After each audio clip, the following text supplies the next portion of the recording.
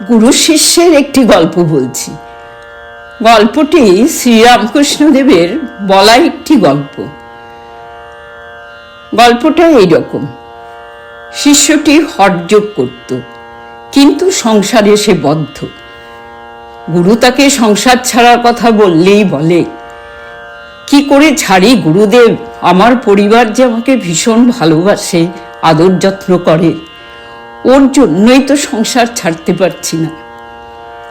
তখন গুরুদেব বললেন, আচ্ছা, কতটা ভালোবাসে একটা পরীক্ষা করে দেখি, চলো তো। তিনি শিষ্যকে একটা ফন্দি শিখিয়ে দিলেন। একদিন তার বাড়িতে খুব কান্নাকাটি পড়েছে। পাড়ার লোকেরা এসে দেখে হঠযোগী ঘরে আসনে বসে আছে, একে বেঁকে আড়ষ্ট হয়ে। সবাই বুঝতে পারল তার প্রাণবায়ু বেরিয়ে গেছে।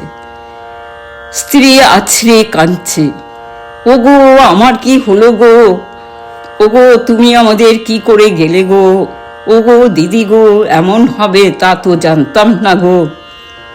এদিকে আত্মীয় বন্ধুরা খাট এনেছে, তাকে ঘর থেকে বার করছে। তখন একটি গোল হলো। একে বেঁকে আড়ষ্ট হয়ে থাকতে সে দাঁড় দিয়ে বেরোচ্ছে না। তখন একজন প্রতিবেশী দৌড়ে একটি কাটারি লয়ে দরজার চৌকাঠ কাটতে লাগলো। স্ত্রী অস্থির হয়ে কাঁদছিল, সে দুমদুম শব্দ শুনে দৌড়ে এলো। এসে কাঁদতে কাঁদতে জিজ্ঞেস করলো, ওগো কি হয়েছে গো?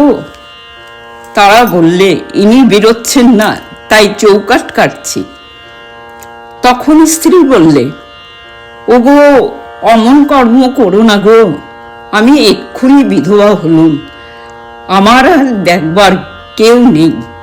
কটি নাবালক ছেলেকে মানুষ করতে হবে, এই দরজা গেলে তো আর হবে না। ওগো ওর যা হবার তা তো হয়েই গেছে, ওরই হাত পা কেটে দাও।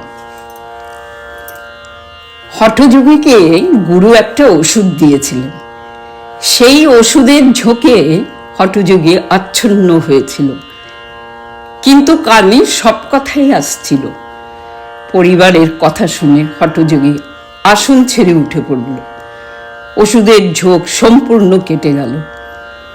দাঁড়িয়ে বলল, তবে রে আমার হাত পা কাটবে?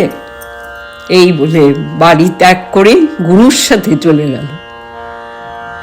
তাই ঠাকুর বলছেন, সংসারে আমার আমার করা এটি অজ্ঞানতা থেকে হয়। এই সংসার মিথ্যা, কেউ কারো নয়, ভগবানই সত্য, বাকি সব মায়া।